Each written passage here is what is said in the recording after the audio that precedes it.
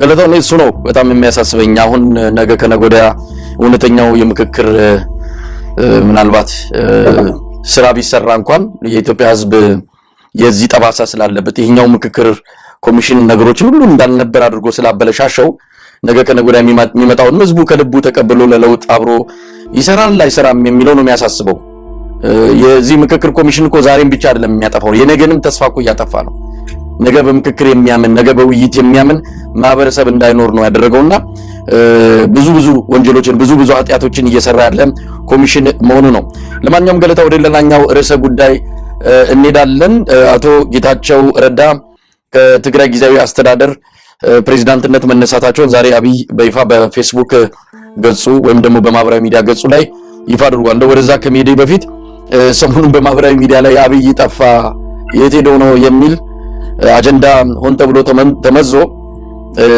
ሰዎች እኛንም ጭምራጭን ያንቀው ነበር የሰውዬ የት ገብቶ ነው ከዚህ በፊት ያው ለክምና ወጥቶ የነበረበት ጊዜ ታስታውሳለህ ብዙ ነገር ተብሏል ምናልባት አሁንም ከዛ ጋር በተያያዘ በጤና ጉዳይ ምክንያት የለም የሚለው ነገር ብዙዎች ሲነጋገሩበት ነበር ለዚህ ደግሞ ማሳያ እንዳንድ እንዲያምኑት ወሬውን እንዲያምኑት ያደረጋቸው ሰውየው በልደቱ ጊዜ አልተገኘም እንግዲህ የሱ በዓለ ሲመት ነው በዓለ ሲመት ማለት የአብይ አህመድ ልደት ነው ሰርጉ በለው ሙሽራ ነው ለሱ ይዛን እንኳን አይደለም እንዲህ አይነት መድረክ ላይ ቅርና 3 ፍሬ 4 ፍሬ አቡካቶ የሆነ ቦታ በቀለ ብሎ እዛ ላይ ቆሞ መግለጫ የሚሰጠው አብይ አህመድ ይህንን የመሰለ 7ኛ ዓመት በዓሉን ልደቱን እንዴት ወጥቶ ሳይናገር የሚል ያንን በመያዝ እውነትም የሰውዬ የሆነ ነገር ቢሆን ነው የጠፋው ብለው የጻፉ ዜናም የሰሩ ሚዲያዎች ነበሩ በርግጥ መረጃው ሲደርሰን ያው ሁኔታውን ለመመርመር ሞክረናል የተለየ መረጃ ስላላገኘን ነው በወቅቱም በዛ ጉዳይ ላይ ምንም ያላል ነው ለማንኛውም አሁን መጥቻለሁ አለው ለማለትም ይመስላል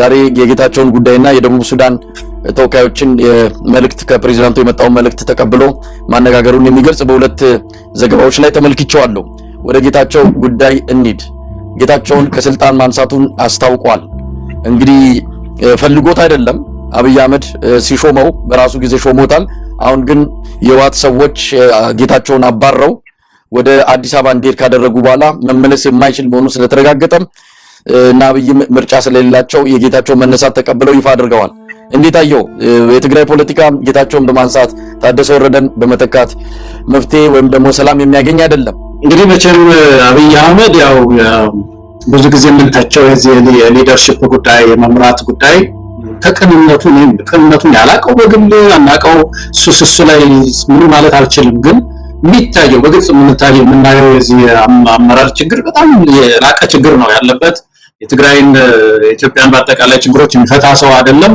አያያዙ ራሱ ትግራይ ላይ አሁን መፍትሄ ሊያመጣ የሚችል አካሄድ አናይመስላይ እንዳልከው በጣም ኢምፖርታንቱ ነገር ትግራይ እኮ አሁን የሽግግር ጊዜያዊ አስተዳደሩ አንድ አመት ነው አይደለም ይራዘማል የተባለው በአንድ አመት ውስጥ እኮ ምርጫ መደረግ አለበት ፓርቲ እኮ የለም ለምርጫ የሚዘጋጅ ፓርቲ አሁን ትግራይ ውስጥ ወራትም ሊሰረዝ ነው የዛሬ 3 ወር ነው ምናምን አሁን 2 ወር ነው ስለሚቀረው ደግሞ ምርጫ ቦርድ ማስጠንቀቂያ ሰጥቶታል የሚቀጥሉት 4 ወራት ውስጥ ምንድነው ከማንኛውም የፖለቲካ ስርዓት አግደሃል ከዛ በኋላ ፈርሳሉ የሚል ደብዳቤ ደርሶታል ወራትሽ ሊፈርስ ነው ከዛ አዲስ ፓርቲስ መጥቶ ነው የዛሬ አመት ምርጫ የሚደረገው ትግራይ ውስጥ ምን እኮ በጣም የሚያሳዝን ነገር እኮ ነው የትግራይን ጉዳይ አያያዙን ስታየው ማለት ነው ካቢኔው ከአንድ ሰው ላይ ከማተኮር ይልቅ ንጉስን የመሾም ያህል ማለት እኮ ነው ለተረቋም ስታየው አንድ በጣም ወሳኝ የሆነ ዲክቴተር የማስቀመጥ ያህል ነው የሚነጋገረው ካቢኔው ምን መምሰል አለበት ምክር ቤቱ ምን መምሰል አለበት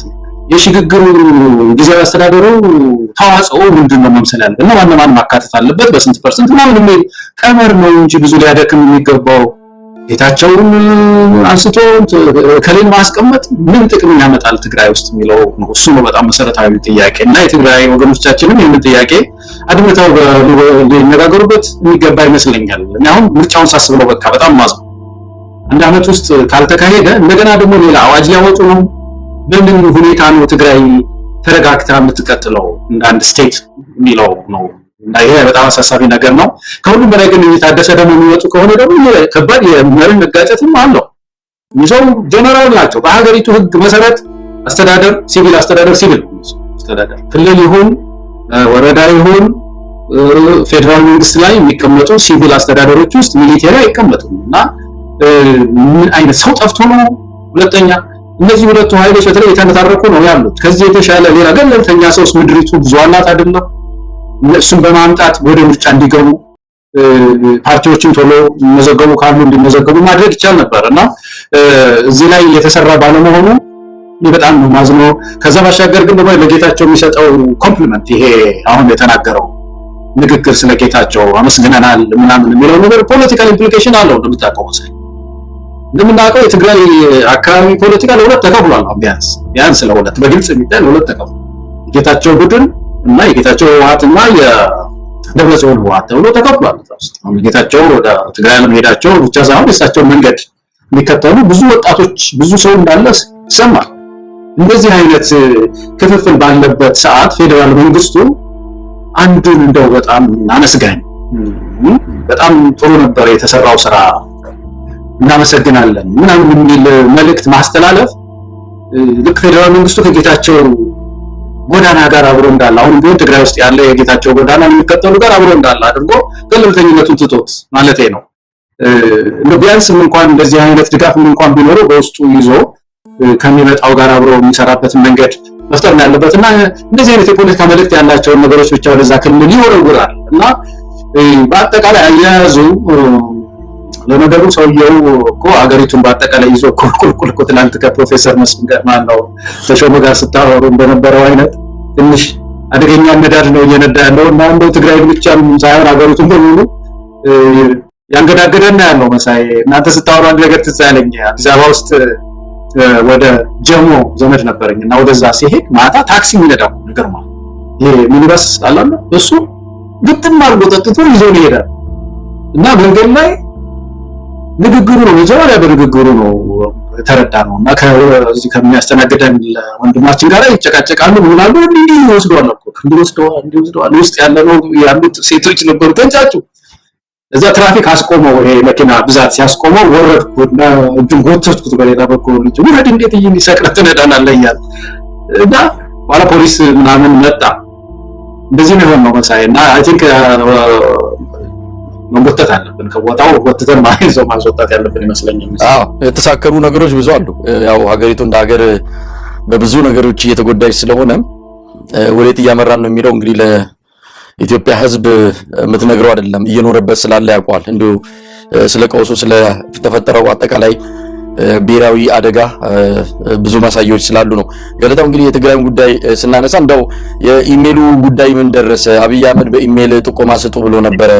ምን ደረሰ? እሱንም ሪፖርት ይነግረናል ብለን ነበረ። ዛሬ ይሄን ያህል ሰው ጠቁሟል፣ ይሄ ሰው ይሄን ያህል ድምጽ አግኝቷል ምናምን የሚል ግን እንደሰማነው ሌተናል ጀነራል ታደሰ ወረደ ወደ አዲስ አበባ በመምጣት ከአብይ አህመድ ጋር ተጨባብጠው ቀጣዩ የትግራይ ክልል ጊዜያዊ አስተዳደር ፕሬዝዳንት ይሆናሉ ነው። ህወሓቶችስ የፈለጉት ይሄን ለውጥ ነው? ሰው መቀያየር ነው? ምንድነው? አሁን ጌታቸው ይሄድ ያሉት ከጌታቸው ጋር ስለተጣሉ ታምር የሚሰሩት ነገር አለ ነው? ጌታቸውን በመሸኘት እንዲህ አይነት የፖለቲካ ግርግር ከትልቁ ስዕል ሰውን ማፋታትና ሰው ያ ብዙ ጥያቄ ያለው የህይወት አጠቃላይ ትግራይ ውስጥ ያለው በእንደዚህ አይነት በግለሰቦች የስልጣን መገፈታተርና ትከሻ መለካካት ላይ ብቻ አጀንዳው እንዲሆን የፈለጉትስ ለምንድን ነው? ወለ በጌታቸውና በታደሰ ወረደ መሃል አሁን ለትግራይ ህዝብ ምን ይወርዳል? አብይ አህመድ ሰዎችን በመቃየር ብቻ ለትግራይ ህዝብ መፍትሄ ይገኛል ብሎ የደበት ርቀት ያው ሰውየው ከመፍትሄ የተፋታ የችግርና የቀውስ ጠማቂነት ወይም ደግሞ የዛ ሚና ተጫዋችነት እንጂ የመፍትሄው አካል እንዳልሆነ ከበፊት ጀምሮ የኢትዮጵያ ህዝብ ያመነበት የመጣ ጉዳይ ነው። ለማንኛውም ምን እንጠብቃለን? ከዚህ በኋላ ጌታቸው ተነሳ፣ ታደሰ መጣ፣ ከዛስ ግጭቶች ሊጨምሩ ነው የሚችሉት መሳይ። አንድ መዘንጋት የሌለብን ጌዲዮን ጢሞቴዎስ ሲናገር ያ ሪኮርድ ሆኖ መቀመጥ አለበት። ለኢንተርናሽናል ኮሚኒቲው ለዲፕሎማቶች የተናገረው ነገር አለ። እዛ ላይ አንድ 4-5 ነጥቦች አንስቷል። ህወሓት በጥባጭ እንደሆነ፣ የምርጫ ቦርድን ህግ አላከብርም እንዳለ፣ በጌታቸው ላይ የተነሳው ፍትሃዊ እንዳልሆነ፣ አልታዘዝም ያለ እንደሆነ ክስ አቅርቧል። ያ የመንግስት አቋም ነው፣ የነ አብይ አቋም። አሁን ብዙ ጊዜ የተቸገርነው ያው የአብይ ፐርሰናሊቲ ነው። አብይ ፐርሰናሊቲው እንደምናውቀው ገና ሲመጣ ጀምሮ ብድግ ይልና የለስላሳ ቃላቶች ይዞ ይመጣል። በቃ ያንንም ይሄንንም ያመሰግናል፣ ያቅፋል፣ አንዴ ደግሞ ሌላ ጊዜ ድብልቅ ያደርገዋል ይመጣና እና እንደዚህ አይነት ነገሮች እየሸወዱን ይሄንን ቃል እንግዲህ እንጠቀም ነው የቆየ ነውና ይሄ ሊቀጥል ይችላል። ግን ጌዲዮን ያስቀመጠው አደገኛ አካሄድ ነው። የጌዲዮን ንግግር ከህወሓት ጋር እንደገና ሁለተኛ ግጭትን የጠመቀ ነው መሰለኝ። ሁለተኛ ግጭቶችን ለማምጣት የጠመቀ ነው። አሁን ያለው አካሄድ ተመልከተው። የተነሳ አንድ ጎዳና አለ። ይሄ ጎዳና ምንድነው? ምርጫ ቦርድ የሚሄድበት ጎዳና፣ ምርጫ ቦርድ የሚሄድበት ጎዳና፣ ህወሓት ደግሞ የሚሄድበት ጎዳና። እነዚህ ጎዳናዎች የሚታረቁ አይመስሉም። ለሚቀጥሉት አንድ ወርም ይሁን 2 ወር ከዚህ በኋላ የህግ አፈጻጸም ጥያቄ ይነሳል። ያ ጥያቄ ምንድነው? ህወሓት በህግ ይታገዳል። በህግ ሲታገድ የለም እኔ የፖለቲካ እንትን እቀጥላለሁ ብሎ ማለቱ አይቀርም። በዚህ ጊዜ እንግዲህ ኮንፍሮንቴሽን ይኖራል ማለት ነው፣ ግጭት ይኖራል ማለት ነው። ይህንን የሚያነዝር አካሄድ አታይም። ዛሬ ዋዜማው ላይ የሚያነዝር የሚያስተካክል አካሄድ አናይም እና እኔ ችግር ነው እየከፋ ነው የሚታየኝ መሳይ። ምሻለው የነበረው አሁን የጥሩ መታጠፊያ ምዕራፍ ነበር ለማስተካከል ማለት ነው። አመቱም አለቀ። የዚህ ጊዜያዊ አስተዳደሩ ብዙ ደግሞ ጥያቄዎች እንደተነሱበት ታይቷል። የተፈናቀሉ ወገኖቻችን ወደ ቦታቸው ሳይመለሱ ቀሩ። ትግራይ ለምርጫ ሳትዘጋጅ ቀረች። አይደለም ክልል አይደለም ስቴት አገር እኮ እንደ አገር እኮ 1 አመት ተኩል ውስጥ ቢበዛ 2 አመት እኮ የሽግግር ጊዜ አድርጎ ወደ ምርጫ የሚገቡበት እኮ አመት እኮ ነው። አንዳንድ የፖለቲካ ሳይንቲስቶች የሚሉት ነገር አለ መሰለኝ። ምንድነው የሚሉት? ለውጦች መስመር መያዝ አለመያዛቸው፣ ፍሬያማ መሆን አለመሆናቸው በተለይ በሽግግር ጊዜ የሚታየው በ1 አመት ቢበዛ በ1 አመት ከ6 ወር ውስጥ ነው የሚባለው። በ1 አመት ውስጥ ወይ በ1 አመት ከ6 ወር ውስጥ አቅጣጫችን ልክ ነው ልክ አይደለም፣ ሽግግራችን ልክ ነው ልክ አይደለም የሚለውን የሚያስወስኑ የማለዳ ጊዜዎች ናቸው። እዛ ላይ ከተበላሸ ከዛ በኋላ ዝም ብለን አፍጠን ብንጠብቅ ሊስተካከል ይችላል ብለን አፍጠን ብንጠብቅ አይሰራም ነው የሚሉት የፖለቲካ ሳይንቲስቶች መሰለኝ። እና ኢትዮጵያ ውስጥ ይሄን እኮ ነው ያየነው። 1 አመት ከ6 ወር አልፎ 2 አመት እኮ ፍሬያማ ያልሆነ ነገር ነው ያየነው። ነው ግጭት እየባሰበት ነው የመጣው። እንዲህ ከሆነ ለዚህ እድሜ መቀጠል ሳይሆን ሪቫይዝ መደረግ አለበት፣ መከለስ አለበት። የትግራይ ሽግግር ተዋጽኦንም እናስተካክለው። ህወሓት እኮ እጁ በጦርነት ውስጥ እኮ ያለ ፓርቲ ነው። መልሰን ያንን ሞኖፖሊ ሰጠነው። አሁን ልክ ንግግሩ ስታይ እኮ ሌላ እኮ እንደውም 49% ሆኖ ሌላ ያለም አይመስልም እኮ በትግራይ እና በፌደራል መንግስት ውስጥ ያለው ንግግር፣ በህወሓትና በፌደራል መንግስት መካከል ያለው ንግግር ሌላ 49% ከምሁራን ከተቃዋሚ ፓርቲዎች ያሉ አይመስልም። አጠቃላይ የትግራይ ሽግግር ህልውና በህወሓት ላይ ያለ ነው የሚመስለው 100% ያለ ነው የሚመስለው። ይሄ መስተካከል አለበት እና ይሄንን እዚህ ጉዳይ ላይ ይሄን መታጠፊያ ሰዓት ማስተካከል ሲገባ እንዳልከው አንዱን ሰው አንስቶ ጌታቸውን አንስቶ ያውም ወታደር በጣም የሚያስፈራኝ ነገር እዛ ክልል ውስጥ ወታደር እንዳይመጣ ነበር መሳይና ወታደር ከገባ የሚመጣውን ከምርጫ ቦርድ ጋር የሚኖረውን ሰጣ ገባም የበለጠ ሊያጠናክረው ይችላል የሚል ስጋት ነው ያለኝ መሳይ። እንደገና መስተካከል አለበት። ትግራይ ወጣቱ ተነስቶ ባለፈው ያልነው ነው መሳይ አዳዲስ ምንጮችን መቆፈር አለበት። አስተሳሰብ ፓራዳይም ሺፍት ያስፈልጋል።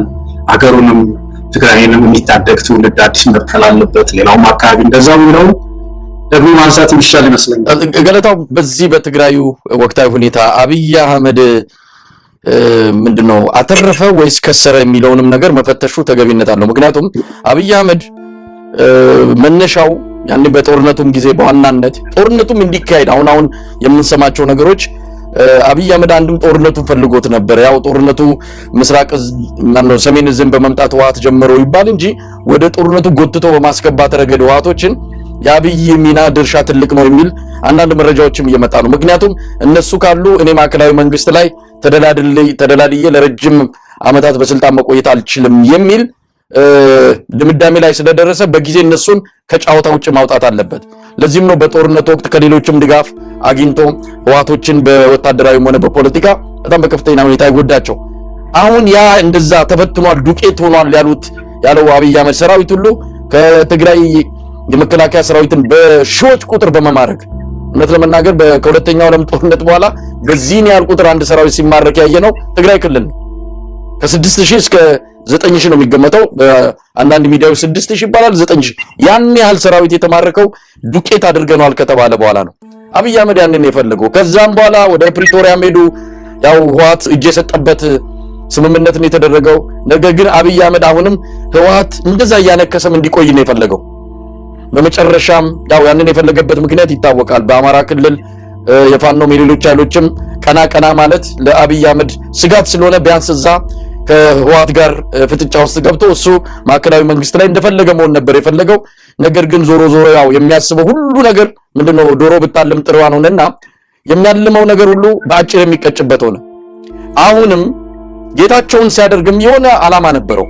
እንደሰማነው ከሆነ ህወሓትን ማለዘብ ህወሓት ይሄ ሃርድ ላይነር የሚባሉትን ከህወሓት ሲመሰረት ጀምሮ የነበሩትና ለረጅም ጊዜ በስልጣን ላይ የቆዩትን ነባር አመራሮችን ጠራርጎ ያወጣልኛል። ከዛ ህወሓትን ስሙ አይጠፋም። ህወሓት የሚባል ስም በነጌታቸው ብራንድ በነጌታቸው አዲስ ልብስ ለብሶ ይመጣል የሚል ፍላጎት ስላለው ይህንን ካልኩሌት አድርጎ ነው ይህን ስሌት ሰርቶ የገባበት አብይ አህመድ። ስለዚህ ያም አልሆነም። አሁን ያው ጌታቸውን መንቅረው አባረዋል። አሁን እንደሰማነው ከሆነ እሱም እንደተናገረው ሊገሉት ሁሉ ነበረ። ስለዚህ አሁን አብይ የፈለጋቸው በሙሉ አልሆነም። ዱቄት ሆኖ የተባሉት አልሆኑም። ይኸው እንዲህ አይነት የፖለቲካ ስጋት ይዘውበት ደቅነውበት መጥተዋል። የፈለገውን ሰው መሾም አልቻለም። በአንድ አመቱ አባረውታል። ስለዚህ አብይ ከሰረ ነው ወይስ አተረፈ ነው የሚባለው? አሁንም ቢሆን ምን እድል አለው? አንድ እኔ የምጋራው ጃዋር አንድ ነገር ሲያነሳ ሰማሁት ባለፈው። እዚህ ትግራይ አካባቢ አብይ አህመድ ግጭት ሲነሳ እንደ ኦፖርቹኒቲ ነው የሚያየዋል፣ እንደ ድል ደስ ብሎት ያየዋል አለ። የበለጠ ነው ቀርብ ብሎ ስለሚያውቀው ሰው በጣም ያስገርምሃል እኮ የአካባቢ ግጭቶች ኦፖርቹኒቲስ ናቸው ለሱ። ትግራይ ብቻም ሳይሆን በየትኛው ክልል የእርስ በርስ ግጭቶች ካሉ ወደ ፌደራል አይመለከቱም ነው፣ ወደ እኔ አይመለከቱም። ስለዚህ እዛው እየተተራመሱ ይቆያሉ የሚል እምነት አለው እና ይሄ በጣም የሚያሳዝን በእውነት የሚያሳዝን ነገር ነው። አሁን በሱ ስሌት ህወሓት የደከመ ህወሓትን ነው የፈልገው ትግራይ ውስጥ እንዲህ እርስ በርሱ እየተነቋቆረ መቆየቱ ክልሉ ኢኮኖሚ ደቀቀ፣ ተፈናቀለ የሚለው ነገር ለሱ ሂሳቡም ውስጥ ጨዋታውም ውስጥ አይገባም። ግን መቆየቱ እድሜ የሰጠኝ ነው። በተለይ ሰሜኑን በጣም ነው የሚፈራው። የዚህ የሰሜኑ አካባቢ በተፈጥሮ እንደምታውቀው የዛ አካባቢ ህብረተሰብ የሆነ የስነ መንግስት እንትን አለው። ይሄ ሃይራርኪ የሚባል ነገር አለው። ተፈጥሯዊ የሆነ ነገር ነው። ኤንሸንት ነው። ለምሳሌ የትግራይ እና የአማራ ኮሚኒኬሽን እንትናቸው ትስስራቸው ኤንሸንት ነው። በጣም ጥንታዊ ነው። አይጋጭም። አሁን ጎንደርና ትግራይ ተጋጭቶ የማያውቅ ማህበረሰብ ነው በኢትዮጵያ ታሪክ ውስጥ። በጣም የሚያስገርም ነገር ይሄ ብዙ ኢትዮጵያ ውስጥ ግጭት አለ እንደምታውቀው፣ በየጊዜው የሚነሱ ግጭቶች አሉ። ግን የጎንደር ህዝብና ትግራይ ተዋግቶ ያውቃል። በተለይ በዚህ በከፍተኛ ሃይማኖት በጣም ተሳስሮ የቆየ ስለነበረ አይዋጋምና ይሄ ጉዳይ በአንድ በኩል ለዚህ በተለይ ሁለቱ ክልል ህዝብ ከተጠናከረ ውስጥ ችግሩን ፈቶ ወደ ጎን ትስስር ከፈጠረ ችግር ይፈጥራል። ስለዚህ በተቻለ መጠን የቁማር ቦታ አለች እዛ። አሁን ራሱ ብልጽግና የሚቆጣጠረው አካባቢ ወደ ወልቃይት አካባቢ ብትሄድ ያችን ቁማር መጫወት ይፈልጋል እዛ ላይ ሁለቱን ለማጋጨት ማለት ነው። በየክልሉ ደግሞ በአማራ ክልልና በትግራይ ክልል እንደዚህ ውስጥ ግጭቶችን በጣም ይፈልጋቸዋልና ትግራይ ውስጥ አሁን ያለው የትርምስ ለሱ በሱ ቤት ለአብይ አህመድ ጥቅም ነው ማለት ነው። እንግዲህ የሚያሳዝን ነገር እንደ ሀገር ግን ከስረናል። ረጅም ጊዜ ለሚያይ ሌጋሲ መተው ለሚፈልግ መሪ፣ አሻራ ትቶ ለሚፈልግ መሪ፣ መሄድ ለሚፈልግ በጎ ነገር ሰርቶ ለሚፈልግ መሪ ግን ይሄ በጣም አሳፋሪ ታሪክ የሚሆነው መሰለኝ። እንግዲህ ገለታው ማን ሊመጣ እንደሚችል በእርግጠኝነት አሁን መግለጽ የሚከብድ ቢሆንም ግን ያሉት አንዳንድ ፍንጮች የሚያሳዩት ሌተናል ጀነራል ታደሰ ወረደ የትግራይ ጊዜያዊ አስተዳደር ሆኖ እንደሚመጡ ነው። የተለየም ሊሆን ይችላል አናቅም። በእርግጠኝነት ከሰሞኑ እንደምንሰማ ተስፋ እናደርጋለን። እስቲ ወደ አብኖች ጉዳይ እንምጣ። አብን አለው ጉባኤ አካሄድኩ ብሎ በለጠ ሞላ የሚባልን ሰው በሊቀመንበርነት እንዲቀጥል ወሰኛለሁ አለ። የቀድሞ የአብን ሊቀመንበር ወይም ደግሞ የመጀመሪያው ሊቀመንበር ዶክተር ደሳለኝ ጫኔ ረጅም ጽሑፍ አውጥተዋል። ፓርቲውን በተመለከተ ጠንካራ የሆነ የሰላ ትችት ነው በቀድሞ ጓደኞቻቸው ላይ ዶክተር ደሳለኝ ጫኔ ያወጡት። ለዛ መልስ ሰጥቷል። የወቅቱ እንግዲህ አብን የሚባለው ካለም ነው። ብዙ ጥያቄ ሊነሳ ይችላል። ካለም አብን ራሱን ብሎ የሚገልጸው አካል ሊቀመንበር በለጠ ሞላ ዘለፋ የታከለበት ምላሽ ለዶክተር ደሳለኝ ጫኔ ሰጥቷል። 300 በላይ ቅርንጫፍ ጽህፈት ቤቶቹ አማራ ክልልና በተወሰነ ኦሮሚያ ክልል አለ። እነዛ በሙሉ ተዘግተዋል። አባላቱ የሉም። አዲስ አበባ ላይ አንድ ጽህፈት ቤት አለችው። እንዴት ነው ምርጫ ቦርድስ ዝም ይላል ወይ? እንዲህ አይነት ሙሉ በሙሉ አባላቱ በሌሉበት ጠቅላላ ጉባኤ ሊጠራ የሚያስችልበት ኮረም ባልሞላበት እነዚህ 3-4 ሰዎች ብቻ አብንን ስሙን ይዘው ያሉ ጉባኤ ያካሄዱት ሁኔታ ለምርጫ ቦርድ እውነት ለመናገር ምርጫ ቦርድ ካለ ይህን በደንብ ሊመለከተውና ሊመረምረው ይገባል።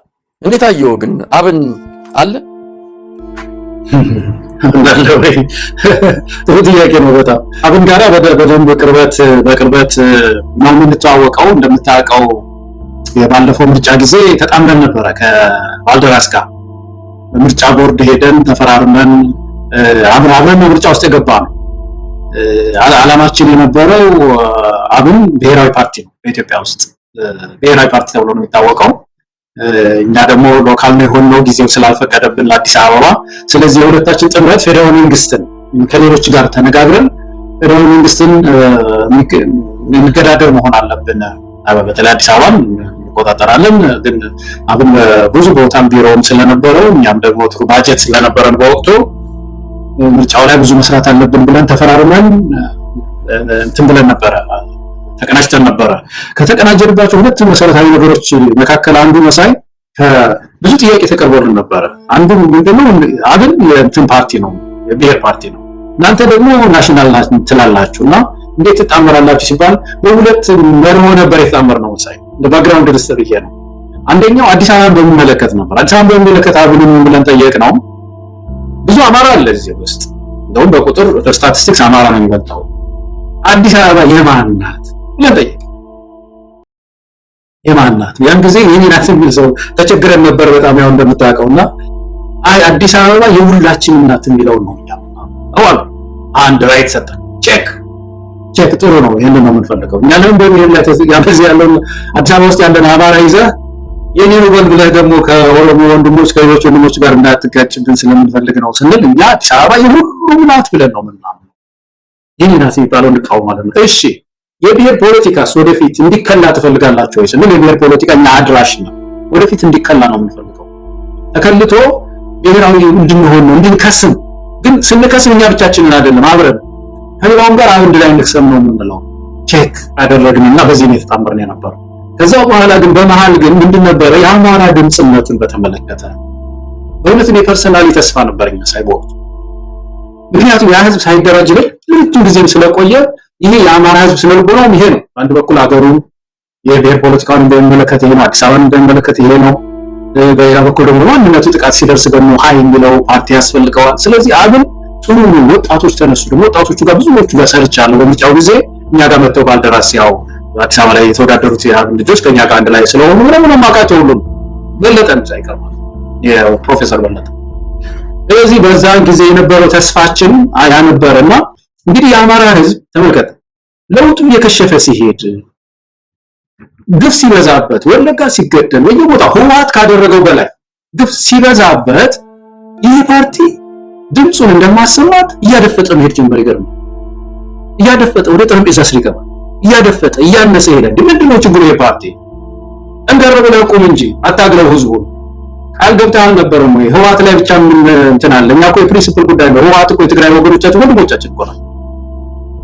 የመረር ጉዳይ ተንጠልጠል እዛ ላይና የአማራ ህዝብ ዛሬም ግፍ የሚደርስበት ከሆነ በትላንቱ ኤነርጂ ደም ጨምረ ግፉ ሲጨምር መታገል ነው ያለው። ምን ወጥረን ይዘናቸው ነው ባለስልጣንም ምንም ሲያጎራርሷቸው አንዱ የፖስታ ተላላኪ አንዱ ምናምን ሲያረጓቸው እየከሰሙ ሄዱና በጣም ነው ማዝንባቸው። መሳይ የሚያመጣው ስለማቃቸው ነው ያነሳው። አማራ ክልል ውስጥ የተነሳ ይሄ ያፋኑ ንቅናቄ በማለዳ የድርጅት ችግር አይገጥመው ነበር። አብን ከአማራ ህዝብ ጎን ቆሞ ቢሆን ነው ተደራጅቶ ይነሳ ነበር መሰለኝ። በማለዳ አሁን የምናነሳው ይሄ ተባበሩ የአማራ ፋኖ አንድነት ተቋም ይወለድ የሚለው ጥያቄ አይነሳም። ከፍተኛ ድጋፍ ነበረው። አብን ወጣቱን በሙሉ ይዞት ነበር። ያ ተቋም አብይ ጉያ ስር ሄዶ ተሸንጎጠ። በጣም የሚያሳዝን ነገር ነው። የአማራ ህዝብ በየቦታው ከተታወጀ ያለ ድርጅት ሳይኖር ዝም ብሎ ተነሳ ማለት ነው የአማራ ህዝብ። እና ያንን የአማራ ህዝብ ትግል አሳልፎ የሰጠ ፓርቲ ነው መሰለኝ። በታሪክ ይጠየቃል። በጣም ነው የሚያሳዝን። አሁን ለብቻቸው የተወሰኑ ሰዎች እንዳልሆኑ ጽህፈት ቤት ዘግተው በአብይ ድጋፍ በአብይ ስፖንሰርነት አሁን ብር እሱ ነው የሚሰጣቸው። በየሄደበት ይሄ ፕሮፌሰር በለጠ የምታውቀው ነው እንዴት አይነት ደጋፊ አብይ አህመድ ደጋፊ እንደሆነ ባጀት እየሰጠ እንደገና አለን ብሎ ዛሬ ደግሞ ብድግ ሲል በጣም ይገርመኝ። እኔ የተውት ነበር ይመስለኝ። የአማራ ህዝብ እንግዲህ የሚጠይቀውን ይጠይቃል። በእውነት ትግሉ አፍሪያፍ ሲያፈራ እነዚህ ሰዎችም በፍርድ መቅረባቸው አይቀርም። በሙስና በጣም የሚታማ ፓርቲ ሆኗል። ወደፊት ይሄም እንዲጣራ ይመስለኛል። ገለታው ይሄን በተመለከተ እንግዲህ የአብን የቀድሞ ወይም ደግሞ የመጀመሪያው ሊቀመንበር ዶክተር ደሳለኝ ጫኔ ረጅም ጽሑፍ ነው ያወጡት። ከጽሑፉ ላይ የተወሰነውን ላነብ ከቻልኩ ነው።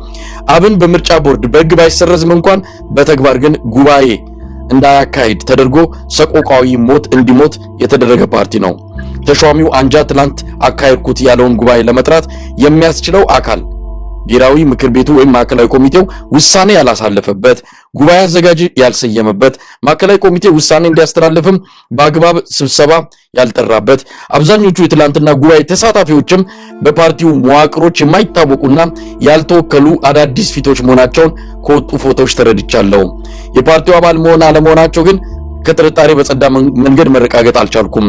የተደረገው ጉባኤም ሆነ የአመራር ምርጫ ግን እንዳልተደረገ የሚቆጠር፣ ፓርቲው ህልውና እንደሌለው የሚቆጠር፣ የጥቂት አመራሮች የስልጣንና የጥቅማ ጥቅም በተደጋጋሚ እንደምለው ከምግብ ዋስትና ማረጋገጫነት የዘለለ ፋይዳ የሌለው ድርጅት እንዲሆን በተጠና መንገድ ተሰርቷል ነው የሚለው። በጣም ጠንካራ ትችት ነው። ረጅም ነው ጽሑፉ። የተወሰነውን ክፍል ያነበብኩት። እንግዲህ በዚህ ደረጃ ነው የሚገለጸው። ጓደኞቻቸው ናቸው፣ የትግል አጋሮቻቸው ምን ያህል ያውቋቸዋል እንግዲህ ከዚህ በላይ ምስክርነት የትም አይገኝም። የነዚህ ሰዎች መዳረሻ ይሄ ነው። ስልጣን አገኙ፣ መኪና አገኙ፣ ሸሚዝ ቀየሩ፣ ኮት ቀየሩ። በቃ የአማራ ህዝብ ትግል አብቅቷል። ለጋሻው መርሻ፣ ለበለጠ ሞላና ማን ነው ዩሱፍ ኢብራሂም አዲስ አበባ መስተዳድር ያለው ለነዚህ ለሶስቱ ትግል ይሄ ነው። ቡኩርናቸውን በምስር ወጥ ሸጠው የሄዱ ሰዎች ናቸው። ዛሬም ስለ አማራ ትግል አንደራደርም የሚል መፈክር ከጀርባቸው በትልቅ ባነር አሰርተው ጉባኤ የሚሉትን ነገር ያካሂዱት። ዶክተር ደሳለኝ እንዳሉት ይሄ ጉባኤው ላይ የተገኘው እነማን ናቸው የሚለው ነገር በቅርቡ የሚጋለጥ እንደሚሆን አምናለሁ። በብልጽግና የደህንነት መዋቅር ውስጥ ያሉ ሰዎች ናቸው።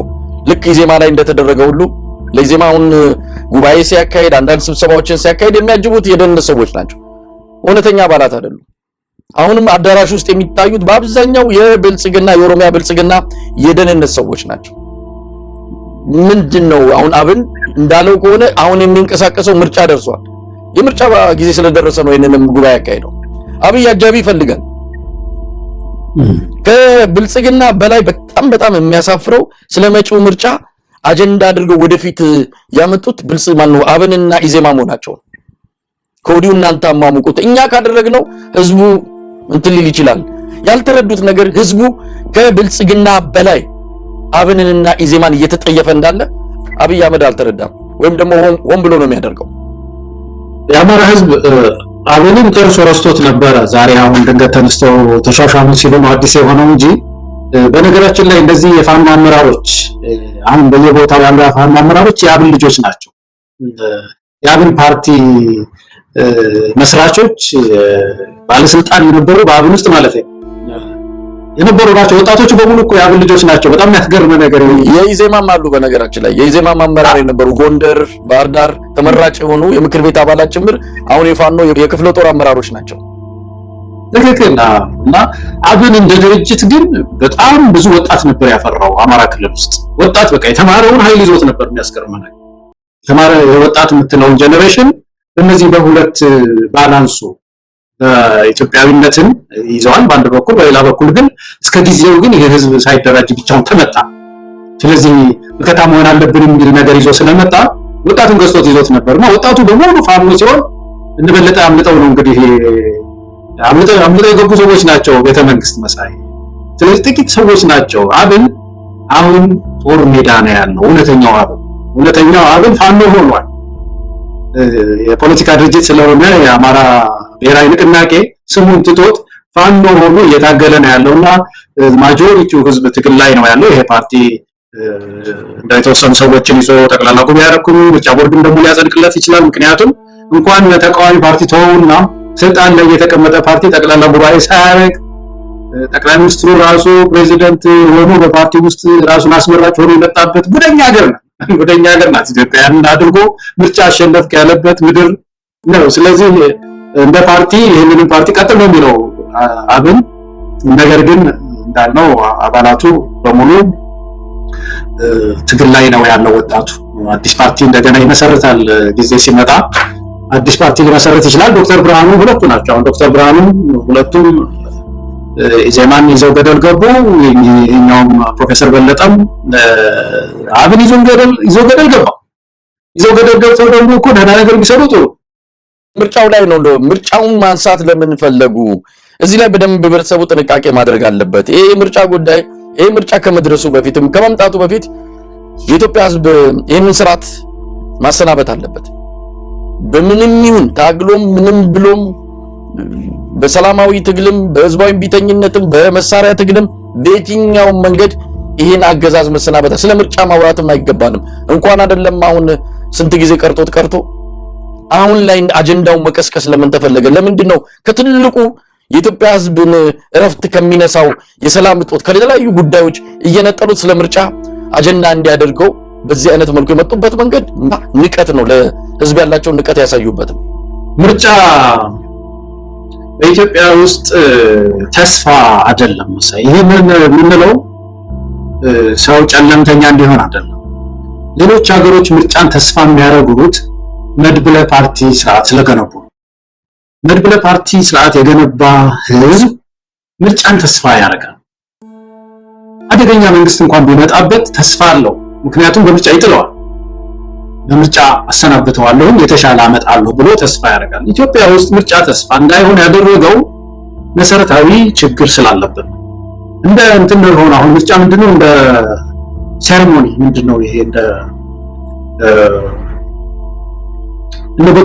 በየተወሰነ ጊዜ ማድረግ የሚገባ በዓል ነገር ነው የሆነው። በቃ በዓል የፕሬዝዳንቱ ኢትዮጵያ ውስጥ የፕሬዝዳንቱ ስራ እንደሚያስገርመኝ አንድ አንቀጽ አለ መሳይ ፕሬዝዳንቱ ኃላፊነት የሚለው ላይ የኢትዮጵያ ፕሬዝዳንት ያው ሴሬሞኒያል ናቸው፣ ግን ከተሰጣቸው ኃላፊነት አንዱ ምንድነው መሰለ መፈረም።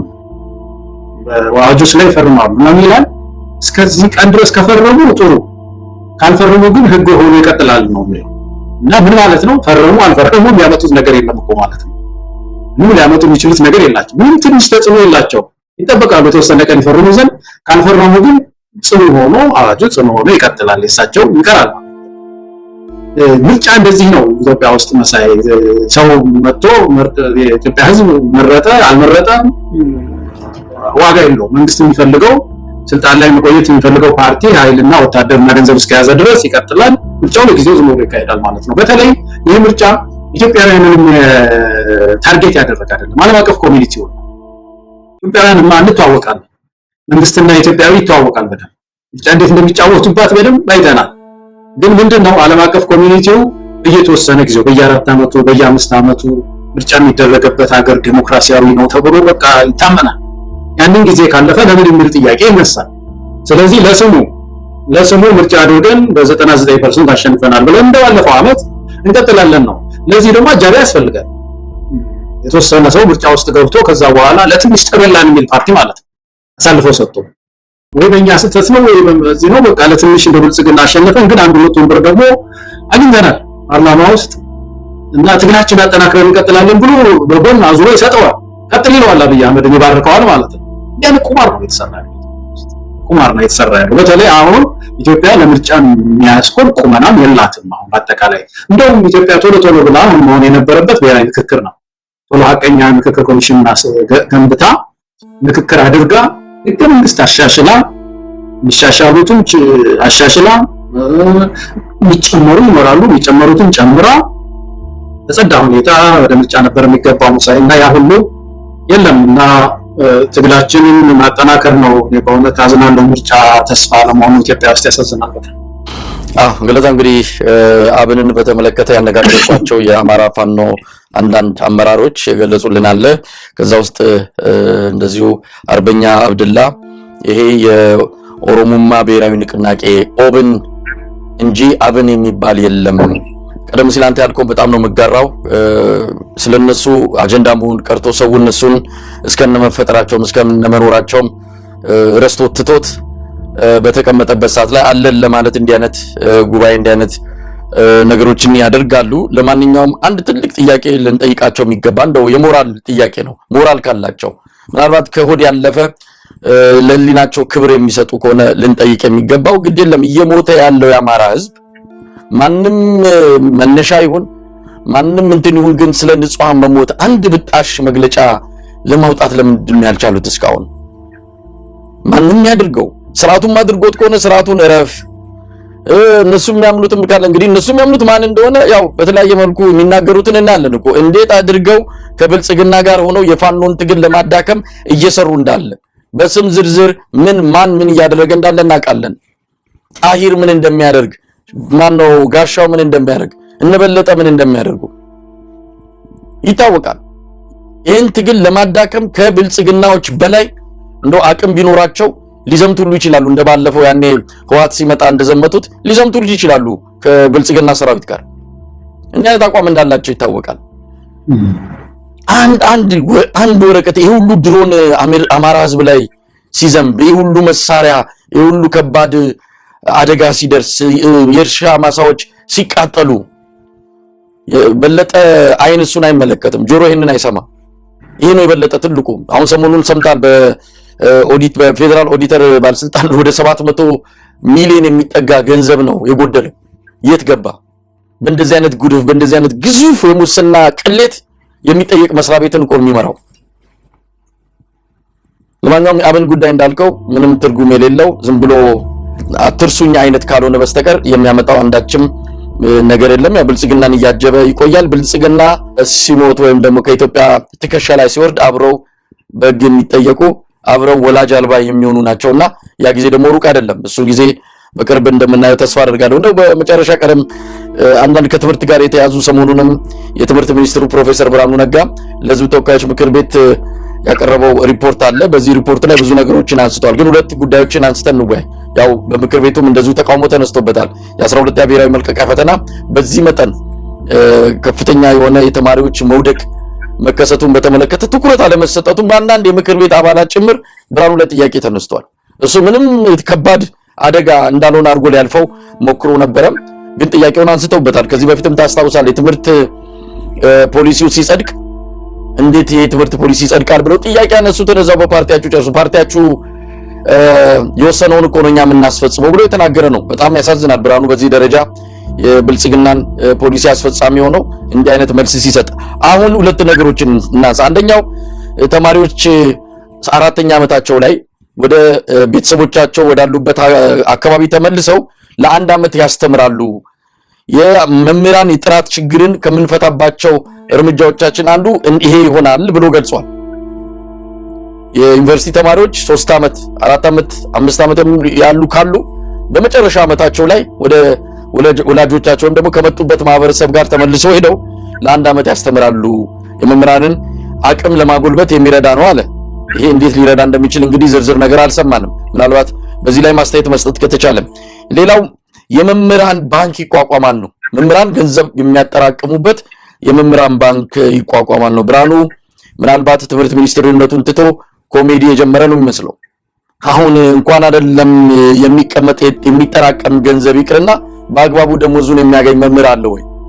እንደው የተወሰነ አካባቢ ካልሆነ በስተቀር ወደ 3-4 ክልሎች እኮ መምህራን ደሞዝ እያገኙ አይደለም። የዩኒቨርሲቲ መምህራን ደሞዝ አልበቃ ብሏቸው እኮ ቀን አስተማሪ ሌክቸረር ማታ ራይድ ሹፌር እኮ ነው የሆኑት። ምንድነው እንደዚህ አይነት የመምህራን ባንክ እናቋቁማለን ያጠራቅማሉ ብሎ እንዲህ አይነት ቀልድ በእውነት በጣም ለጆሮም የሚቀፍ ነው። ለማንኛውም በእነዚህ ሁለት ጉዳዮች ላይ ምን ማለት ይቻላል ገለታ? እንዳልከው የዚህ ባንኩ ጉዳይ መቼም የሚያስቀምጠውን በሰጡት መጀመሪያ ማስቀመጫ አላጣም። አስተማሪው የተለያየ እቅድ ይኖረዋል፣ የተለያየ ሴቪንግ ዘዴዎች ይኖሩታል። ባንኮችም ውድድር ላይ ነው ያለው፣ በተለያየ መንገድ ሊያበድሩት ይችላሉ። በራሱም ደግሞ መቼም የባንክ መቋቋም መጥፎ ላይሆን ይችላል፣ ግን ከምንም በላይ ግን የመምህሩን ገቢ ማሻሻል ላይ ነው። ዶክተር ብርሃኑ ከዚህ በፊት ምሳ ሁሉ እናብላለን ሲል ሰምቼው ነበር። የዚህ ምንድነው የሸገሩን እንቅስቃሴ ተከትላችሁ ሌላም ቦታ እንደዚህ ያሉ ሲል ነበር የነበረው። በዚህ ሊያቅፋቸው ምንድነው ምግብ መታቀፍ አለባቸው ያለ የሚላቸው መምህራን ነው። አሁን ባንክ እንግዲህ ደግሞ ወስደው ገንዘብ የሚያስቀምጡት ለመምህራን በጣም ከባድ ንቀት የታየበት ዘመን ይሄ ዘመን ነው እና ይሄ ዝም ብሎ ውሃ የማይቋጥር ነገር ነው። በጣም ተቋቁሞ ሲሄድ ስንት ቆይቶ ደልቦ እንደገና ለመምህራን ማበደር ተበድሮስ ደግሞ የሚከፍለው ይሄ መምህር ኖሮት ነው ወይ የሚለው ማአት ነገር ነውና ችግር ፈቺ አይደለም። በተለይ ኢሚዲየት የሆነ ችግር ፈቺ አይደለምና መምህሩ ይሄን ተስፋ ሊያደርግ አይችልም። ሌላው ግን የዚህ 12ኛ ክፍል ምናልባት ወደዚህኛው እንመጣለን የተማሪዎች ሄደው ያስተምሩ ብለ 12ኛ ክፍል መልቀቂያ ፈተና ከዚህ በፊት ይሰጥ የነበረው እንትን ፊክስድ አይደለም። ግሬዲንጉ ፊክስድ የሚባል አይደለም። ይሄ ለምሳሌ 90 ከመቶ 90 ያመጣ 90ውን ራይት አግኝቶ 10 ኤክስ የገባበት ማለት ነው እሱ 90 ያገኛል የሚለው ይሄ ፊክስድ የሆነ የማርክ አሰጣጥ አይከተሉም ነበር። ከዚህ በፊት የነበረው አሰራር እንደምታውቀው ፐርሰንታይል ነው። ይወዳደራሉ ተማሪዎች አገሪቱ ውስጥ ያሉ ተማሪዎች ይወዳደሩና ከዛ ውድድር ጋር ነው ማርኩ በፐርሰንታይል ነው የሚያልፉት እና ከዚህ የተነሳ ተደግፈው አገሪቱ ባላት ዕውቀት ልክ ማለት ነው ትምህርት ቤቶች በሁሉ ትምህርት ቤቶች የአገሪቱ ትምህርት ቤቶች ብዙ ታሳቢ የሚሆን ነገር አለ። አንደኛ የመምህራን ጉዳይ አለ። መምህር አለ ወይ አንዳንድ ቦታ መምህር ላይኖር ይችላል። ፊዚክስ አስተማሪ ሳይኖራቸው አመቱን ሙሉ በሂሳብ አስተማሪ የሚማሩ ይኖራሉ። ምን አለና ይሄን ታሳቢ ያደርጋሉ። ቲቺንግ ኤዱ ምን ታሳቢ ያደርጉና እርስ በርስ ተወዳድረው ተማሪዎች እንግዲህ ነው ሀገር ሳይሆን የእንግሊዝን ፈተና አንጥተው አይፈትኗቸው ያለ ኢትዮጵያ ተማሪዎች እርስ በርሳቸው ተወዳድረው ወደ ዩኒቨርሲቲ የሚገቡበት ሁኔታ ይፈጠራል። ቀስ እያለ ይሄ እንዲሻሻል ይደረጋል እና ይሄን አናደርግም ብለው ዶክተር ብርሃኑ በጣም ብዙ ተማሪ ነው እንዲወድቅ ያደረጉት።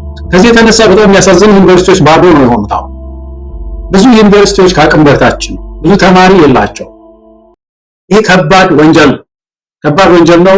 ዶክተር ብርሃኑ በህግ ይጠይቃሉ። ይሄ በደረቅ ወንጀል ነው የሚጠየቁት። በእውነት አክሰስ የሚባለው በትምህርት እንትን ውስጥ ይሄ ኢኩዊቲ፣ አክሰስ፣ ኳሊቲ የሚሏቸው ቫልዩስ አሉ በትምህርት ውስጥ እሴቶች እና በተለይ አክሰስ የሃየር ኤጁኬሽን አክሰስ በዚህ ዘመን በየትኛውም ዘመን ሆነ አያውቅም። ዩኒቨርሲቲዎች ባዷቸው እንዲሆኑ ስላደረጉ እነዚህ ሰዎች መጠየቃቸው አይቀርም። ሰው አስተምሮ 12ኛ ክፍል ትንሽ የኮሌጅ ትምህርት ጠቅሶ ቀምሶ ገበያው ደግሞ ያበጥረዋል። እዛ ፈትነዋል እኮ ገበያ ሲቀጥሩ እኮ ደግሞ ፈትነው ነው የሚቀጥሩት። ምን አይቀጥሩም እኮ ግን ቀምሶ በአቅሙ የሚሰራ ስራ እንኳን እንዳይፈልግ የዩኒቨርሲቲ ትምህርት እንዳይቀምስ ህዝቡ ልጆቹ እንዳይቀምስ እያደረጉ ነው ያሉት እና ይሄ ከባድ ወንጀል ነው። ብዙ ጊዜ ማንስተናል ተጠየቁበታላችሁ። በእውነት በጣም ነው የማዝነው። ከዚህ ግን ይሄኛው ደግሞ አዲስ የመጣው ነገር ደግሞ ይሄ አነሳው ነው መሳይ ምንድነው ዩኒቨርሲቲ ተማሪዎች እንደጨረሱ ወይም 4ኛ ዓመት ላይ ሲደርሱ አንድ ዓመት ወጥተው ሄደው ያስተምራሉ የሚባለው ማስተማሪነት እኮ ትምህርት ቤት እኮ ሙያ ቤት እኮ አሁን ቅድም እየነገርኩህ ነበር መሳይ ክሊኒኮቻችን ብዙ የሕክምና ሰው የላቸውምና ዩኒቨርሲቲ ግራጁዌትስ በሙሉ ሄዱና ሕክምና አድርገው ይባላል። እንደዚህ ነው የሶሲዮሎጂ የተማረውን ጋዜጠኝነት የተማረውን ጂኦግራፊ የተማረውን ሰው ሄዱና ክሊኒክ እርዳ ይባላል እንዴ? ሙያ ቤት እኮ ነው። ሄዶ ሊያበላሽ ነው የሚችለው እንጂ ሊጠቅም አይችልም። ክሊኒክ ውስጥ ሄዶ ማስተማር እኮ እንደዛ እኮ ማስተማር እኮ ሰርቲፊኬት ይጠይቃል። የቋንቋ ተማሪዎች ሲማሩ አብዛኛው ብዙ ኮርስ ነው የሚወስዱት how to teach language የሚለው በተለይ ይሄ ሁለተኛ ቋንቋ እንዴት ነው የሚማሩት ማለት ነው የሚለው ማለት ማቴማቲክስ እኮ ዝም ብሎ ሂሳብ እኮ አይደለም። እንዴት ነው ማቴማቲክስ የምናስተምረው? በተለይ አንደኛ ደረጃ እነዚህ ማለት ህጻናት አንደኛ ደረጃ እና ይሄ ሚድል ስኩል ሃይ ስኩል በከፍተኛ ሁኔታ ሜቶዶሎጂ የሚባለው እንደሆነ የማስተማርን ስለ ዘዴ የተማሩ ሰዎች ናቸው የሚበተኑት። ይሄን ተቋም መጠበቅ አለብን። ዝም ብሎ ማንኛውም ሰው መጥቶ አንድ ዓመት ልጆችን አበላሽቶ ሊሄድ አይችልም። ይሄ እኮ እንደ ሀገር እኮ ከባድ እኮ ትውልድ እኮ ነው የምንጎዳው መሳይ። ትውልድ ያልተማረ እንዴት ማስተማር እንዳለበት የማያውቅ ሰው ኢንጂነሪንግ ስለሆነ ያጠና ሲቪል ኢንጂነር ነው። ለሂሳብ ትንሽ ሲቀርብ ይችላል። የሂሳብ መጽሐፍ ስጡትና ሄዱና አስተምሩ ተብሎ መሀል ሜዳ የሚልኮ እኮ ነው። እዛ መሀል ሜዳን በቃ ገደሉት ማለት እኮ ነው ወጣቱ። አይደረግም። ያ ተቋም መጠበቅ አለበት በባለሙያ። እንደውም እዚህ ሀገር በጣም የሚያስገርም ነገር አሜሪካ ውስጥ አንድ ሰው በኤጁኬሽን ከጨረሰ በኋላ ማሳቹሴትስ ውስጥ አስተማሪ ከጨረሰ በኋላ እንደገና የስቴቱ ደግሞ ሰርቲፊኬት ፈተና የማስተማር ማለት ያችን ፈተና እንትን ካለ ስራ ያገኝ ራሱን አፕዴት ማድረግ አለበት እንዴት ማስተማር እንዳለበት። ኤጁኬሽን እኮ ተብሎ ነው የሚለው ዝም ብሎ ከኢንጂነሪንግ ምናምን አይደለም። ኤጁኬሽን ማቴማቲክስ ማስተማር ጨርሶ ሌላ ደግሞ ሰርቲፊኬት ይጠይቁታል። ትውልዱ እንደዚህ ነው የሚጠብቁት መሳይ። እኛ ሀገር እኮ ይሄንን ተቋም እንዴት ነው ያረከሱት? እኔ እኮ በጣም ነው ማዝነው። አሁን ተመልከት፣ ይሄ ህግ ሆኖ ከወጣ ትምህርት ሚኒስቴር ይሄንን ጉዳይ እኮ ከተከተለ እኮ በጣም የሚያስገርም ነገር ምንድነው የሚሆነው ማለት ነው። በየዓመቱ የአራተኛ ዓመት ተማሪዎች ይሄዳሉ። አንድ ትምህርት ቤት ለምሳሌ ሂሳብ አስተማሪ ዘንድሮ አራተኛ ዓመት የኢንጂነሪንግ ተማሪ ሂሳብ አስተምሮ ሊሆን ይችላል። በሚቀጥለው ዓመት ሌላ የኢንጂነሪንግ ተማሪ ሌላ ሰው ይመጣል። ስለዚህ እዛ ትምህርት ቤት ያሉትን ተማሪዎች በሙሉ የሚያስተምሯቸው እነዚህ ልጆች ናቸው የሚሆኑት። ትውልዱ ተጎዳ እኮ ማለት እኮ እንዲህ ሲሆን። ስለዚህ እኔ በጣም ልማዝ ነው የትምህርት ጥራት እየሞተ ነው። በቃ ይሄ አንዱ የትምህርት ጥራት ሊገድል የሚችል ነው። መምህራን በደንብ መያዝ፣ መምህራን ትምህርት ኮሌጆችን መጨመር ነው የትምህርት ጥራትን ሊያመጣ የሚችለው እንጂ ማንኛውም ተማሪ ሂድና ዝመት የሚባል እንደ መሰረተ ትምህርት የአዳልት ኤጁኬሽን ታስታውስ በደርግ ጊዜ ልጆች 12ኛ ክፍል እንደጨረሱ ሄደው ሀሁ አስቆጥረው ይመጣሉ። እንደዚህ ሊሆን አይችልም እና ይሄን መቃወም መምህሩ መቃወም ጸንቶ መቃወም ያለበት እንጂ ተማሪውም እንደዛው አስቸጋሪ ነው በጣም። እንግዲህ ይህንንም ያሉት የትምህርትን ጥራት ለመጠበቅ የአስተማሪዎችን አቅም ለማሳደግ ነው ብሎ እንደ መፍትሄ የወሰዱት እርምጃ ነው። አሁን አንተም እንደገለጽከው የተለያዩ የትምህርት ባለሙያዎችም እንደሚሰጡት አስተያየት እንደውም የበለጠ ትምህርቱን ነው የሚጎዳው። ይሄ በጣም አደገኛ ውሳኔ ነው። ምንድነው የተፈለገው? ብርሃኑ ነጋ ይሄ ጠፍቶት ነው ወይስ እንደዛው እንደ ፖሊሲውንም ያው ብልጽግና ነው የቀረጸው የፓርቲያችሁን ውሳኔ ነው ያስፈጸምኩት እንዳለው ሁሉ አሁንም ምንም ጥናት ሳይደረግ ዝም ብሎ ትምህርቱን ለመግደል ትውልድ ለመግደል የተቀረጸውን ሁሉንም ትዕዛዝ ሁሉንም መፍትሄ እርምጃ የተባለውን ሁሉ ተግባራዊ ማድረግ ነው ወይ የሱ ስራ? ትንሽ መመርመር ትንሽ ወደኋላ ነገሮችን መፈተሽ የለበትም ወይ? ለማንኛውም ብርሃኑ ነጋ እንግዲህ ያው ስለ ሰው ለመናገር ከዚህ በላይ የሚቻል አይደለም። ትልቁን ድልድይ ከሰበረ በኋላ ብርሃኑ ነጋ ከዛ በኋላ የሞራል ጥያቄ የሊና ጥያቄ ልታነሳ አትችልም። ያኔ ድልድዩ ከመሰበሩ በፊት የነበረው ብርሃኑን አሁን ማግኘት አንችልም። ከዚህ በኋላ ምንም ቢያደርግ ሊደንቀንም አይገባም። በፓርቲ መነጽር ነው የሚያዩት። በእነ አብይ ምንድነው በእነሱ ሜዳ ብቻ ነው መጫወት የሚፈልገው እንጂ ከዛ ውጪ ባለው ሁኔታ ለዘመናት የለፋበትን ለዘመናት የሚታወቅበትን ያን ብርሃኑን ግን አጥተነዋል ሙሉ በሙሉ። ያሳዝናል በጣም መሳይ። እኔ ዶክተር ብርሃኑ ፐርሰናሊ ወደዋለሁ። እኔ አሁንም ቢሆን አልጠላም። ሐሳቡን ነው ማዝንበትና እንደዚህ አይነት ሰዎች የምናጣበት ዘመን መሆኑ እንደው ዘመኑን ራሱ ወደ ኋላ ስትዋጀው ያሳዝናል በጣም። ምን እየሆን እንደሆነ እንደማህበረሰቡ ሌሎች ጥናቶችን መደረግ ያለባቸው ይመስለኛል። እንደው በዚህ የትምህርት ጥራት ጉዳይ ብዙ ጊዜ ይነሳልና መሳይ ትምህርት ጥራት ሌላ ሀገርም ያየ ነው። ትምህርት ጥራት የሚባለው እኛ ከምናወራው የተለየ ነገር ነው መሳይ። ትምህርት ጥራት አንዱ ዘመናዊ ትምህርት እየሰጠን ነው ወይ ነው የሚሉት ሌላው ሀገር። ኳሊቲ ኦፍ ኤጁኬሽን ኢትዮጵያም 183ኛ ናት በነገራችን ላይ መሳይ። ኳሊቲ ኦፍ ኤጁኬሽን 183ኛ ማለት የመጨረሻዎቹ ጥቂት ሀገራት ጋር ቆመና ያለ ነው። ፊደል የቀረጽን ሰዎች ትላልቅ ህንጻዎች ላሊበላን የገነባን ሰዎች ጥሩ ጅማሬ ጥሩ መነሻዎች ያለን ሰዎች 183ኛ ነበር። ሞደርን ኤጁኬሽን ነው ኳሊቲ ኦፍ ኤጁኬሽን የሚባለው። ጃፓን ያሉ ልጆች አንደኛ ክፍል ጃፓን ያሉ አንደኛ ክፍል ተማሪዎች የሚማሩትን መጽሐፍ አንጥተን አይተን ይመሳሰላል ወይ? የኛ ልጆች የአንደኛ ክፍል ከሌላው ዓለም የአንደኛ ክፍል ጋራ እውቀት እየመገብናቸው ነው ወይ ነው? ያ ነው አንዱ ወሳኝ። አሮጌ መጽሐፍ እናስተምር ከሆነ ትምህርቱ ዘመናዊ ካልሆነ ያ አንዱ። ሁለተኛው መርጃ መሳሪያዎች ናቸው መሳይ። አሁን ዶክተር ብርሃኑ ለኳሊቲ ኦፍ ኤጁኬሽን በእውነት ለዚህ ለኳሊቲ ኦፍ ኤጁኬሽን እንግዲህ በአማርኛ እኮ ቃል ተመሳሳይ ቃል አለው ወደ እንግሊዝኛው ለምን እንደምንሄድ ይገርመኛል በጣም። የትምህርት ጥራት በደንብ የሚመጥን ቃል ነው። ለመደብን ይሄ ነገር መሳይ አንዳንድ ጊዜ ሰው ማስተያየት ሰጥቶና ማቆም አለብን እና የትምህርት ጥራት ሁለተኛው አንዱ መመዘኛ ላብራቶሪስ አሏቸው ወይ ትምህርት ቤቶች? መርጃ መሳሪያዎች አሏቸው ወይ ትምህርት ቤቶች? ይሄንን ይጠይቃሉ የትምህርት ሚኒስቴር መንግስትን። ትምህርት ቤቶች ባዶ ናቸው፣ ላይብረሪ የላቸውም፣ መርጃ መሳሪያ የላቸውም። ልጆቹን ስናስተምራቸው ሃይስኩልም ስናስተምራቸው እንዲህ አይነት ኬሚካል አለ በምድር ላይ እንላቸዋለን። ገዝተን ይሄ ነው የሚያደርጋ ኬሚካል ይሄ ነው ልጆች ይሄ ነው የሚባል እስቲ ሞክሩት አንላቸውም ልጆቻችንን። ይሄንን ለመግዛት ባጀት ጨምሩልን። እንዴት ትምህርት ሚኒስቴር ከወታደር ያንሳል? አሁን እኮ 3.4% አይተዋም ትምህርት ባጀቱ የሚያስቀርብ ነገር ኢትዮጵያ ውስጥ እንዴት ያንሳል ባጀታችን? ከማዳበሪያም ያንሳል። በነገራችን ላይ ነገር እንደሆነ አላውቅም። ማዳበሪያ 5% የሀገሪቱን ጂዲፒ 5% ይወስዳል ማዳበሪያ። ትምህርት 4% አይሞላም። ከፍ አድርጉልን ወደ 7% ወደ 8 ተዋውተን ገበሬውም እንደዛ ነው የሚለው ተማር ልጅ ነው የሚለው። በዚህ ላይ የሚቃወም የለም የትምህርት ባጀት ከፍ ቢል። ስለዚህ ወደዛ ከፍ አድርጉልን ብሎ ይሄ ነው የትምህርት ኳሊቲን የሚያመጣው። የመምህራን ስልጠና ነው፣ ተደራሽነት ነው፣ አክሰስ ለተማሪዎች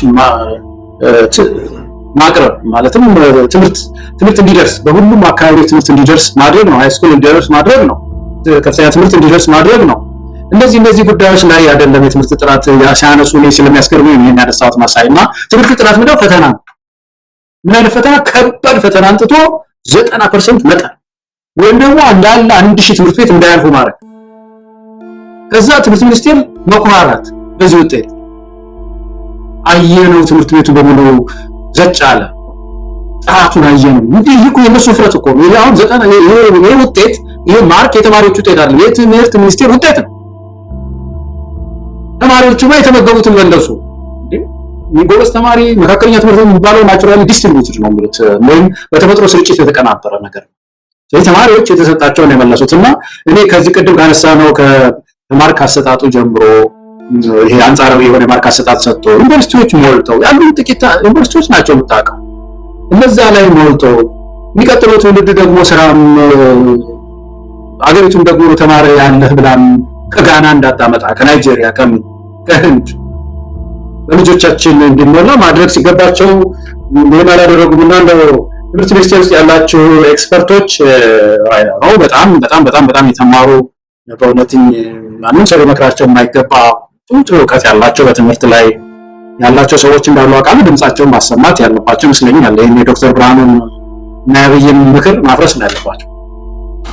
ገለታው እንግዲህ ጉዳዩ በጣም አሳሳቢ ነው። በትምህርት ላይ ሆነ ያለው ሁኔታ ያው የትምህርት ባለሙያዎች ይጮሃሉ። በዚህም በአሜሪካም በአውሮፓም ያሉ ከትምህርት ጋር በተያያዘ ኢትዮጵያ ላይ እየመጣ ያለውን አደጋ በመገንዘብ በተደጋጋሚ አቤቱታ እያቀረቡ ነው። ለብርሃኑ ነጋም በተደጋጋሚ ደብዳቤ ጽፈው ልከዋል። ግን ብርሃኑ ነጋ አሁን ያንን የሚሰማበት ጆሮ የለውም። ከቤተ መንግስት ከ4 ኪሎ የሚመጣው መመሪያ ማስፈጸም እንጂ ኢትዮጵያ ላይ ምን ያመጣል ርቀት በሂደት ሊመጣ የሚችለውን አደጋ ሁሉ አሁን ለማየት ፈጽሞ ፍላጎትም ያለ አይመስልም። የተረዱትም ይሄን ነው። አንዳንድ ጉዳዩን በተመለከተ አነጋግረውት እንደነበረ ብርሃኑን በአካልም ሄደው እዛ አግኝተውት የነበረም ሰዎች ምንም አይመስለውም። በቃ አደጋ እየመጣ መሆኑን ዝም ብሎ መቀበል ነው የፈለገው። ኃላፊነት እንደሚጠየቅ ነገ ከነገ ወዲያ ከሱ ታሪክ ጋር እነዚህ አደጋዎች እነዚህ ትልልቅ ሀገራዊ ስብራቶች የሱ እጅ እንዳለበት ተደርጎ በግም የሚጠየቅ ሆነ በሌላም ብቻ በታሪክም የሚጠየቅ እንደሆነ አሁን ጉዳዩም አይደለም። ለማንኛውም የብርሃኑ ነጋን የፓርላማ ሪፖርት በተመለከተ ዝርዝር ነገሩን እንግዲህ የፓርላማውን ቆይታ ተከታትለን ሌላ ጊዜ የምንመጣ ይመስለኛል። ገለታው ዝርዝሩን በደንብ ተመልክተን አሁን ቀደም ሲል ያነሳነው 1 ዓመት ሲቀራቸው ሄደው ዩኒቨርሲቲ ተማሪዎች የሚያስተምሩበት ሁኔታ ከባንክ ጋር የተያዘው የመምህራን ባንክ በዝርዝር አይተነው ዳግም የምንመለስ ይመስለኛል። ለዛሬ በዚህ እናበቃለን። በጣም አመሰግናለሁ ገለታው። በጣም አመሰግናለሁ። መልካም ምሽት መሳይ። ተመልካቾቻችን በዚህ የዛሬውን አበቃን። አብራችሁ ስለነበራችሁ ምስጋናችን ከልብ ነው። ከያላችሁበት ይድረሳችሁ። ኢትዮጵያ በክብር ለዘላለም ትኑር። ጤና ይስጥልን።